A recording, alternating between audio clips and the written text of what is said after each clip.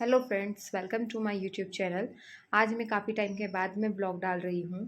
ये रिकॉर्डिंग बहुत पहले की है, जब मैं उज्जैन में थी और मैं और मेरी दोनों सिस्टर्स हम लोग फ्रीगंज गए थे चौपाटी पर चाट खाने के लिए। आप सभी अगर उज्जैन के हैं तो जानते होंगे कि मैं कहाँ की बात कर रही हूँ। उसके बाद घर आए थे तो घर आके बाबू मस्ती कर रहा था, तो इसकी थोड़ी सी क्लिप ली थी मैंने मस्ती करते हुए।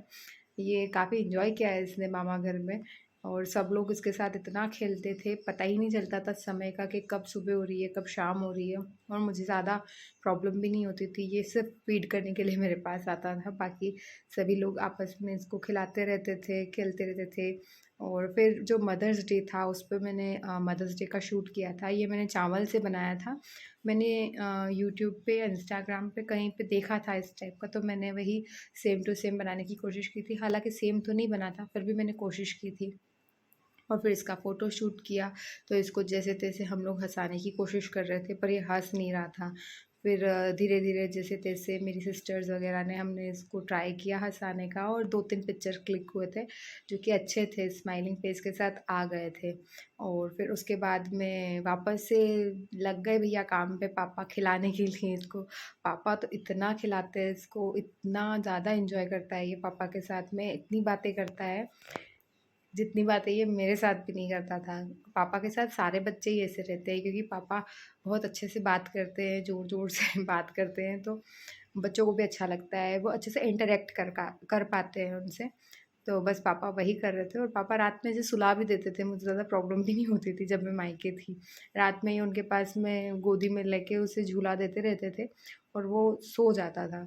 उसके बाद में नेक्स्ट डे की क्लिप है ये, जब हमारे यहाँ गेस्ट आए हुए थे, तो ये सारे लोग बैठे थे, बातचीत कर रहे थे। ज़्यादा क्लिप में ले नहीं पाई, क्योंकि अभी किसी को पता भी नहीं है कि मैं ब्लॉगिंग वगैरह करती हूँ, तो इसलिए मैंने ज़्यादा क्लिप नहीं ली।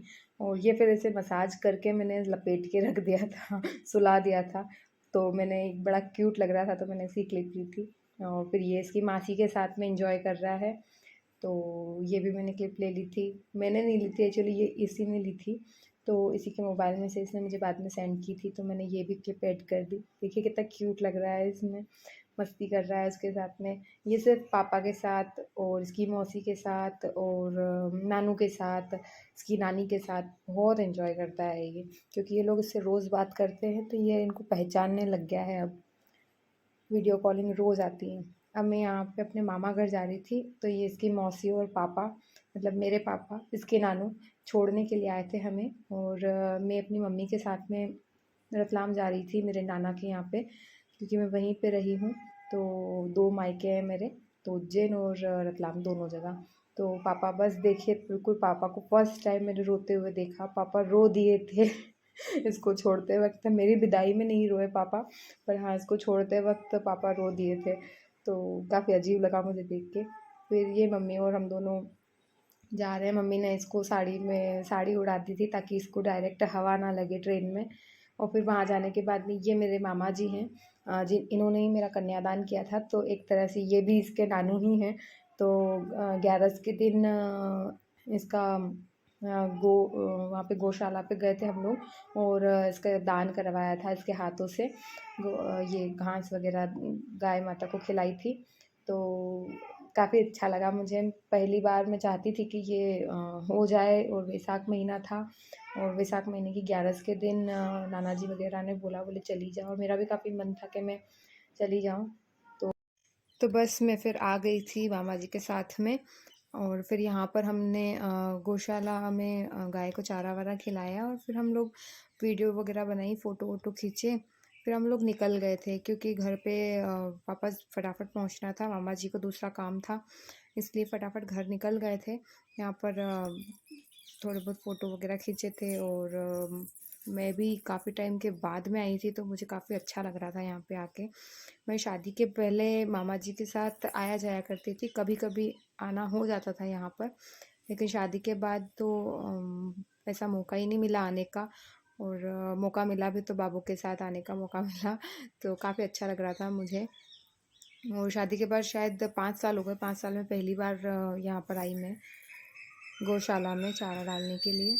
तो बस यही सब हम लोगों ने किया। मामा जी ने फ़ोटो वगैरह खींचे, वीडियो वगैरह बनवाई, चारा वगैरह डाला गाय को और फिर हम लोग निकल गए थे। थोड़ा बहुत मार्केट का काम वगैरह किया हमने और फिर घर चले गए थे। मार्केट का थोड़ा-सा ज़रूरी काम था इसलिए करना पड़ा, नहीं तो इतनी गर्मी में तो हिम्मत ही नहीं हो रही थी। ऐसा लग रहा था कब घर पहुँचेंगे, कब घर पहुँचेंगे। ज़रा सी देर के लिए बाहर आए थे, उसमें भी घर की याद आने लग गई थी। और बाबू 21 तारीख को इसका बर्थडे, मतलब 3 मंथ वाला बर्थडे था, तो बस इसका फ़ोटोशूट वगैरह किया और ये वाली क्लिप भी मैंने इसमें ऐड कर दी थी। तो बस ये वाली जो ड्रेस है बाबू की, ये मैंने ऑनलाइन ऑर्डर की थी और 24 को लवी का बर्थडे था। ये मेरे मामा जी की बेटी है, तो इसका बर्थडे था, तो हम लोगों ने इसका बर्थडे सेलिब्रेट किया रात को 12 बजे। इसके लिए केक लेके आए थे और पूरी फैमिली साथ में थी, क्योंकि वहाँ पर प्रोग्राम था भैरवनाथ जी का, तो प्रोग्राम के लिए पूरी फैमिली इकट्ठा हुई थी। तो बस पूरी फैमिली इकट्ठा थी वहाँ पर। मामा घर की पूरी फैमिली थी। ये सब मेरी मौसी, मौसी की बेटी, मौसी का बेटा, मामा जी, मामी जी और मेरी सिस्टर, हम सब लोग थे। तो सब ने साथ में केक कटिंग किया और इसको सभी ने केक खिलाया था। बहुत क्यूट है ये, बहुत क्यूट, इतनी क्यूट है, इतनी अच्छे से बात करती है, इतनी प्यारी प्यारी बातें करती है कि बस इससे बात करते रहो। और फिर बस ये हमारे माँ बेटे की मस्ती चालू हो गई थी। ये काफ़ी मस्ती के मूड में था, तो मैंने इसकी वीडियो रिकॉर्ड कर ली। मेरी वीडियो ये इंस्टाग्राम पे आपको मिल जाएगी, सारी वीडियो। तो बस हम लोगों की दोनों की मस्ती ऐसे ही चल रही थी और ऐसे मस्ती करते करते कब टाइम निकल जाता है वहाँ पता ही नहीं चलता।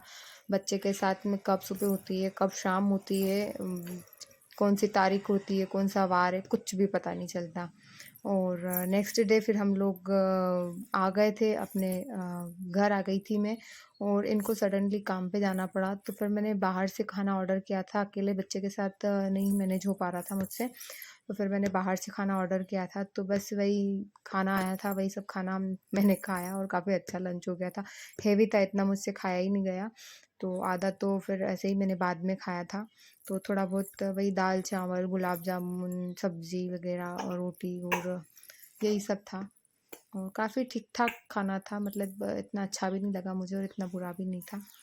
फिर खाना खाने के बाद मैं बाबू के साथ में खेलने लग गई। ये बाबू की ढेर सारी क्लिप्स हैं मेरे पास में। अगर आप चाहते हो कि इसकी मैं ओरिजिनल वॉइस के साथ इसकी वीडियो शेयर करूँ, तो मैं वो भी कर दूँगी, लेकिन उसके लिए कमेंट करना पड़ेगा।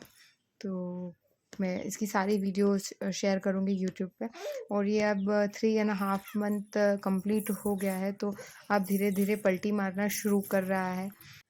अब इसका और भी ज़्यादा ध्यान रखना पड़ता है, क्योंकि क्या पता कब पलटी मार ले और बेड पे से नीचे आ जाए। मुझे बस इसी बात का डर लगा रहता है, इसलिए मैं इसके आसपास ढेर सारे तकिया रख के और फिर अंदर काम करने के लिए जाती हूँ कुछ भी, और फटाफट काम करके फिर इसके पास आके बैठ जाती हूँ।